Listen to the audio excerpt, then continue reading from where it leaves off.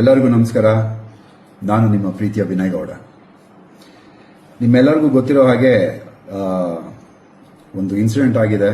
And ಈ video ಮಾಡ್ತಿರೋದು ಏನಕ್ಕೆಂದರೆ, ಕರ್ನಾಟಕದ ಪ್ರತಿಯೊಬ್ಬರಿಗೂ ನನ್ನ ಕಡೆಯಿಂದ ಕ್ಷಮೆ ಕೇಳಬೇಕಾಗಿತ್ತು. ದಯವಿಟ್ಟು ಕ್ಷಮಿಸ್ಬಿಡಿ. ಕಳೆದ 4 ದಿನಗಳಿಂದ ನೀವು ಟಿವಿನಲ್ಲಿ, ಯೂಟ್ಯೂಬ್ನಲ್ಲೆಲ್ಲ ನೋಡಿರ್ಬೋದು, ಒಂದು ಮಚ್ಚಿನ ಕತೆ ನಡೀತಾ ಇದೆ. ಅದಕ್ಕೋಸ್ಕರ ನಾನು ಕ್ಷಮೆ ಕೇಳಬೇಕಾಗಿತ್ತು. I am really sorry. Especially ನನ್ನ ಫ್ಯಾನ್ಸಿಗೆ, ನನ್ನ ಫ್ಯಾಮಿಲಿಗೆ, ಪ್ರತಿಯೊಬ್ಬರಿಗೂ ಸಾರಿ ಕೇಳಬೇಕು ಅಂತ ಈ ವಿಡಿಯೋ ಮಾಡ್ತಿರೋದು. ಮೊದಲನೇದಾಗಿ ನನ್ನಿಂದ ತೊಂದರೆ ಆಗಿರೋದು ನನ್ನ ಫ್ಯಾಮಿಲಿಗೆ, ನನ್ನ ಹೆಂಡತಿಗೆ, ನನ್ನ ಮಗನಿಗೆ ದಯವಿಟ್ಟು ಕ್ಷಮಿಸ್ಬಿಡಿ. ಅದಾದಮೇಲೆ ನನ್ನ ಸ್ನೇಹಿತರಿಗೆ ತುಂಬ ತೊಂದರೆ ಆಗಿದೆ. ಚೇತನ್, ಶಂಕರ್, ಸೀನಾ, ಸಾಕಷ್ಟು ಜನರು ದಿನ ರಾತ್ರಿ ಅಂತ ನೋಡಿದಿರ ಜೊತೆಯಲ್ಲಿ ನಿಂತ್ಕೊಂಡು, ಪೊಲೀಸ್ ಸ್ಟೇಷನ್ ಹತ್ರ ನಿಂತ್ಕೊಂಡು, ಸೆಂಟ್ರಲ್ ಜೈಲ್ ಹತ್ರ ನಿಂತ್ಕೊಂಡು ನಮಗೋಸ್ಕರ ಕಾಯ್ಕೊಂಡಿದ್ದು ತುಂಬ ತುಂಬ ತುಂಬ ಹೆಲ್ಪ್ ಮಾಡಿದ್ದಾರೆ.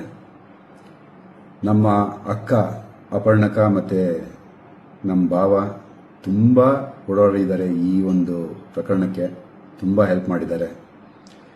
ಆ್ಯಂಡ್ ನನ್ನ ಪ್ರೀತಿಯ ಮಾಧ್ಯಮ ಮಿತ್ರರಿಗೆ ಕ್ಷಮೆ ಕೇಳಬೇಕಾಗಿದೆ. ದಯವಿಟ್ಟು ಕ್ಷಮಿಸ್ಬಿಡಿ. ನನ್ನಿಂದ ತಪ್ಪಾಗಿದೆ ಅಂದರೆ ಒಂದು ಮಾಡಬಾರ್ದಂತ ಒಂದು ಮಚ್ಚನಿಟ್ಕೊಂಡು ಮಾಡಿರೋ ವಿಡಿಯೋ ಇಂದ ಇಷ್ಟೆಲ್ಲ ತೊಂದರೆ ಆಗಿತ್ತು. ಸೊ ದಯವಿಟ್ಟು ಕ್ಷಮಿಸಿ. ನಿಮ್ಗೆಲ್ಲರಿಗೂ ತೊಂದರೆ ಕೊಟ್ಟೆ. ಈ ಒಂದು ವಿಷಯ ತುಂಬ ದೊಡ್ಡದಾಗಿ ಬ್ಲೋ ಅಪ್ ಆಗತ್ತೆ ಅಂತ ನನಗೆ ಗೊತ್ತಿರಲಿಲ್ಲ. ಸೊ ಇಷ್ಟು ದೊಡ್ಡದಾಗಿರೋ ವಿಷಯ ನಂದು ತಪ್ಪಿದೆ, ಇಲ್ಲ ಅಂತ ಹೇಳ್ತಿಲ್ಲ. ಬಿಕಾಸ್ ನನ್ನ ಎಚ್ಚರಿಕೆನ ನಾನು ಇರಬೇಕಾಗಿತ್ತು. ಈ ಥರ ಒಂದು ಇನ್ಫಾರ್ಮೇಷನ್ನ ನನ್ನ ಫಾಲೋವರ್ಸ್ಗೆ ನಾನು ಕೊಡಬಾರ್ದಾಗಿತ್ತು.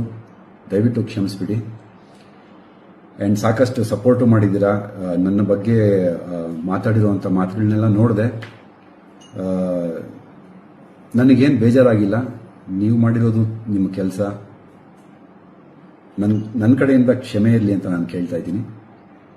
ಆ್ಯಂಡ್ ನೆಕ್ಸ್ಟ್ ಬಂದು ಪೊಲೀಸ್ ಇಲಾಖೆ ಅವರ ತನಿಖೆ ಅವರು ತುಂಬ ಚೆನ್ನಾಗಿ ಮಾಡಿದ್ದಾರೆ. ಒಂದು ಸೆಲೆಬ್ರಿಟಿ ಅಥವಾ ಕಾಮನ್ ಮ್ಯಾನ್ ಅನ್ನೋ ಡಿಫ್ರೆನ್ಸ್ ತೋರಿಸ್ದಿರಾ ಏನೇನಿದೆಯೋ ಅದ್ರ ಪ್ರಕಾರವಾಗಿ ಅವ್ರು ಇನ್ವೆಸ್ಟಿಗೇಷನ್ ಮಾಡಿದ್ದಾರೆ. ನಮ್ಮ ಟ್ರೀಟ್ಮೆಂಟ್ ಕೂಡ ಹಾಗೇ ಇತ್ತು.